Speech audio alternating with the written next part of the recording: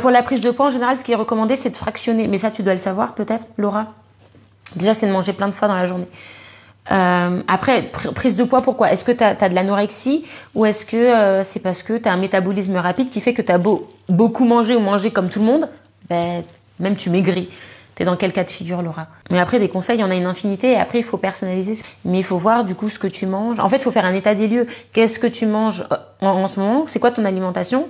Et à partir de ton alimentation, essayer de l'améliorer. T'as des pertes d'appétit. Et oui, bon après, il faudrait étudier ça. Est-ce que c'est de l'anorexie cachée ou est-ce que c'est vraiment une perte d'appétit? Mais il y en a aussi qui ne ressentent pas la faim et qui sont à chaque repas presque obligés de manger, de se forcer à manger parce qu'ils n'ont pas faim. Ça existe, sans être pour autant dans l'anorexie. Et de toute façon, il va falloir que tu te forces à manger et que tu fasses du sport. Alors le sport, ça paraît contre-intuitif, mais pour prendre du poids, il faut prendre du poids sainement. Donc c'est un peu de gras, bien sûr, mais aussi prendre du muscle. Donc Laura, je pense que tu es une fille du coup, d'ici à ce que tu ressembles à un homme, tu as le temps de le voir venir. Souvent les femmes n'osent pas faire de la musculation. Mais d'ailleurs, tu fais de la musculation, bien évidemment, pour que ton muscle se construise et que tu prennes du poids sainement, il faut que tu manges. Et il va falloir que tu manges plus. Et comme t'as pas faim, tu pourras pas faire 3 gros repas. Le mieux, ce sera de faire peut-être 8 petits repas.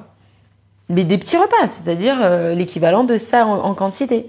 Mais 8 fois. Et au final, mis bout à bout, ça fera qu'en principe, tu mangeras plus que tes 3 repas principaux. Si t'en fais 3, peut-être que t'en fais moins déjà.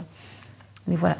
Et après, c'est quoi manger au cours de tes 8 petits repas. Et ça, c'est avoir déjà ce que tu fais aujourd'hui et voir comment l'améliorer. Et de toute façon, l'alimentation de tout le monde, c'est pareil. C'est des protéines, des féculents, des légumes à chaque repas, des fruits, des matières grasses. Et voilà. Et après, quoi privilégier? De toute façon, il va falloir que tu manges la même chose que quelqu'un qui veut perdre du poids. Hein. De toute façon, l'alimentation saine reste l'alimentation saine. Maintenant, ça va être les quantités, la fréquence qui va changer. Et si tu fais de la musculation, peut-être un peu plus de protéines. Ah, voilà. L'appétit ne vient pas. Oui, c'est ça. Et en fait, quand t'as pas faim, même une demi-pomme, tu peux la manger en principe. Tu peux te forcer à le manger sans avoir envie de vomir, tu vois. Et en fait, c'est pour ça qu'au lieu de faire 1 ou 2 repas, ce que tu fais déjà, un repas, c'est pas beaucoup. 2 repas, c'est pas assez. Mais déjà, tu vois que tu manges pas assez souvent. Et au lieu de faire 1 ou 2 repas, il faudrait peut-être même que tu en fasses 5, 6, 7. Donc, tu peux déjà commencer par 3, par 4, par 5, et t'augmentes petit à petit, peut-être jusqu'à arriver à 6, 7, mais des petites portions. Parce que si tu essayes de faire 3 gros repas, peut-être que tu n'y arriveras pas. Et bien souvent, on n'y arrive pas. Parce que t'as pas faim, en fait. Tu ressens pas la faim. Donc, ça va être plein de petits... Mais après, faire attention à pas tomber dans le grignotage et faire attention à, ok, manger plein de petites choses, mais de façon saine. Donc, pas que des féculents, pas que des protéines, pas que des fruits, pas que des légumes, tu vois. Manger équilibré. Et mes recettes de cuisine peuvent t'aider, par exemple, à te donner des idées recettes, des idées collations, etc. La perte d'appétit est associée à une phase dépressive aussi. Alors moi, je suis partie du principe qu'elle a toujours été comme ça et que voilà.